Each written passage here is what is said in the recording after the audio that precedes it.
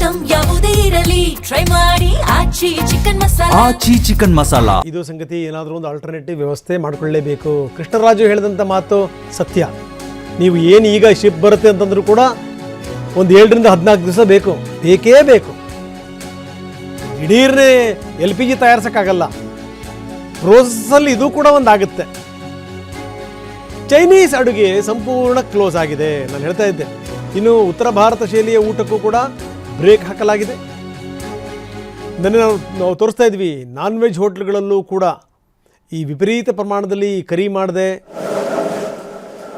ಪದಾರ್ಥಗಳನ್ನು ಕರಿಯುವಂಥದ್ದಾಗಿರ್ಬೋದು, ಇದೆಲ್ಲದೂ ಕೂಡ ಕ್ಲೋಸ್ ಆಗ್ತಾ ಇದೆ. ನಾವು ತೋರಿಸ್ತಾ ಇದ್ದೀವಿ.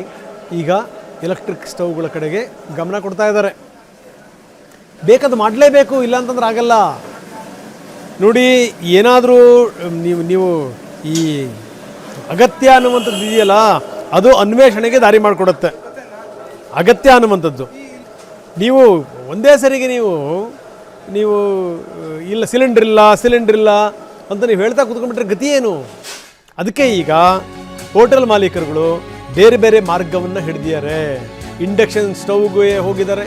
ಇದೀಗ ತಾನೇ ನಾವು ನಿಸರ್ಗ ಹೋಟೆಲ್ ದೃಶ್ಯಾವಳಿಗಳನ್ನು ತೋರಿಸ್ತಾ ಇದ್ವಿ. ಅಲ್ಲಿ ಯಾವ ರೀತಿ ಈ ಇಡ್ಲಿ ಬೇಯೋಕ್ಕೂ ಕೂಡ ಕರೆಂಟನ್ನೇ ಬಳಸ್ತಾ ಇದ್ದಾರೆ. ಸೊ ಇದು ಸಂಗತಿ. ನಾನು ಹೇಳ್ತಾ ಇದ್ದೆ, ದಿಢೀರ್ನೇ ಆಗಲ್ಲ. ಒಂದು ಕಡೆಯಿಂದ ಏನಾದರೂ ಬರಬೇಕು ಅಂತಂದ್ರೆ, ಒಂದು ಶಿಪ್ ಬರಬೇಕು ಅಂದರೆ 7 ರಿಂದ 14 ದಿವಸ ಬೇಕು. ಹೊರ್ಮುಜ್ ಜಲಸಂಧಿಯಿಂದ ಹೊರಟರೂ ಕೂಡ 7 ದಿವಸ ಬೇಕು, ಗೊತ್ತಿರಲಿ.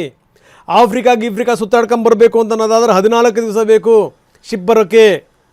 ಆಮೇಲೆ ಕ್ರೂಡ್ ಆಯಿಲ್ ಪ್ರೋಸೆಸ್ ಮಾಡಬೇಕು ಅಂತಂದರೆ 12 ರಿಂದ 24 ಗಂಟೆ ಬೇಕು. ಬಂದಾದ ಮೇಲೆ ತೈಲ ಸಂಸ್ಕರಣ ಅನ್ನುವಂಥದ್ದು ಒಂದೇ ಸರಿಗೆ ನೀವು LPG ಮಾಡಿಬಿಡಲ್ಲ.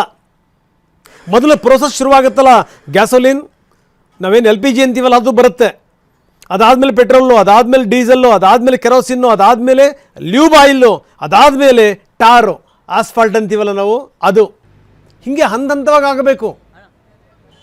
ಹೀಗಾಗಿ ಬೇರೆ ರಾಷ್ಟ್ರಗಳಿಗೆ ಕಂಪೇರ್ ಮಾಡ್ಕೊಂಡ್ರೆ ನಮ್ಮ ಸ್ಥಿತಿ ಚೆನ್ನಾಗಿದೆ, ಅದನ್ನು ಅರ್ಥ ಮಾಡ್ಕೊಳ್ಳಿ. ಆದರೆ ಕಮರ್ಷಿಯಲ್ ಸಿಲಿಂಡರ್ ವಿಚಾರಕ್ಕೆ ಸಂಬಂಧಪಟ್ಟಂಗೆ ಮಾತ್ರ ಭಾಳ ತೊಂದರೆ ಆಗ್ತಾ ಇದೆ. ಅದನ್ನು ಒಪ್ಕೊಳ್ಳೇಬೇಕು. ಅದಕ್ಕೇನಪ್ಪ ಬೇರೆ ಮಾರ್ಗ ಅಂತಂದರೆ, ಈಗ ನಾವು ಈ ಕಷ್ಟ ಬಂದ ಸಂದರ್ಭದಲ್ಲಿ ಮಾತ್ರ ನೋಡುವಂಥದ್ದಲ್ಲ. ಈಗ ನೋಡಿ, ಇಸ್ಕಾನಲ್ಲಿ ಅಷ್ಟೊಂದು ದೊಡ್ಡ ಪ್ರಮಾಣದಲ್ಲಿ ಅಡುಗೆ ಮಾಡ್ತಾರಪ್ಪ ಅಕ್ಷಯ ಪಾತ್ರೆಗೆ. ಅವ್ರು ಎಂದೂ ಕೂಡ ಗ್ಯಾಸ್ ಮೇಲೆ ಡಿಪೆಂಡ್ ಆಗಿಲ್ಲ, ಗೊತ್ತಿರಲಿ ನಿಮಗೆ. ಅರ್ಥ ಮಾಡ್ಕೋಬೇಕು, ಇದನ್ನು ನಾವು ಅರ್ಥ ಮಾಡ್ಕೋಬೇಕು. ದಿವಂಗತ ಅನಂತಕುಮಾರ್ ಅವರ ಪತ್ನಿ ತೇಜಸ್ವಿನಿಯನ್ನು ನಡೆಸ್ತಾ ಇದ್ದಾರಲ್ಲ ಸಂಸ್ಥೆ ಅದಮ್ಯ ಚೇತನದಲ್ಲಿ ಗ್ಯಾಸನ್ನು ಬಳಸೋದೇ ಇಲ್ಲ ಅವರು. ಈ ವೇಸ್ಟ್ ಮಟೀರಿಯಲ್ನಿಂದ ಮಾಡಿದಂಥ ಉರುವಲನ್ನು ಬಳಸ್ತಾರೆ. ಅದನ್ನು ಅರ್ಥ ಮಾಡ್ಕೋಬೇಕು. ಕಷ್ಟ ಬಂದ ತಕ್ಷಣ ಅಯ್ಯೋ ನಮಗೆ ಕಷ್ಟ ಬಂತು ಬೈರಿ, ಹಿಂಗೆ ಗೊತ್ತಾ, ಅಧಿಕಾರ ಮಾಡ್ತಿರೋರಿ ಬೈರಿ, ಸ್ಟ್ರೈಕ್ ಮಾಡಿರಿ ಅಲ್ಲ. ಮಾರ್ಗ ಏನು ಹುಡುಕಬೇಕು? ಏನಾದರೂ ಒಂದು ಆಲ್ಟರ್ನೇಟಿವ್, ಏನಾದರೂ ಒಂದು ವ್ಯವಸ್ಥೆ ಮಾಡ್ಕೋಬೇಕಲ್ಲ. ಹೋಟೆಲ್ನವರೀಗ ಈ ರೀತಿ ವ್ಯವಸ್ಥೆ ಮಾಡ್ಕೋತಾ ಇದ್ದಾರೆ.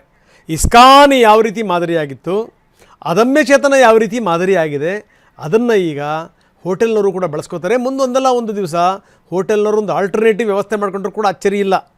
ಅದಕ್ಕೆ ನಾನು ಹೇಳ್ತಾ ಇದ್ದೆ, ಏನು ಅಂತಂದರೆ, ಈ ಸೂರ್ಯರಶ್ಮಿಯನ್ನು ಬಳಸ್ಕೊಂಡು ಅದರಿಂದ ಏನೇನು ಮಾಡಬೇಕು ನಾವು, ಅದು ಬೇಕಾದಷ್ಟು ಹೆಂಗೆ ಸೂರ್ಯನ ಶಾಖ ಸಿಗುತ್ತೆ, ದುಡ್ಡು ಕೊಡೋಂಗಿಲ್ಲ, ಕಾಸು ಕೊಡೋಂಗಿಲ್ಲ. ಒಂಚೂರು ವ್ಯವಸ್ಥೆ ಮಾಡ್ಕೊಂಬಿಟ್ರೆ ಆಯಿತು.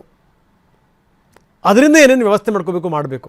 ಕರೆಂಟಿಂದ ನಾವು ಏನೇನು ಮಾಡಲಿಕ್ಕೆ ಸಾಧ್ಯ, ಎಲೆಕ್ಟ್ರಿಕ್ ಸ್ಟವ್ಗಳನ್ನು ಬಳಸಿ ಅದನ್ನು ಮಾಡಬೇಕು. ಇಂಡಕ್ಷನ್ ಸ್ಟವ್ಗಳೇ ಮೊರೆ ಹೋಗಬೇಕು. ಇದು ಬಿಟ್ಟರೆ ನಾವು ಬರೀ ವ್ಯವಸ್ಥೆ ವಿರುದ್ಧ ಬೈಕತ್ತೆ ಕೂತ್ಕೊಂಡ್ರೆ ಆಗತ್ತಾ? ಆಗಲ್ಲ.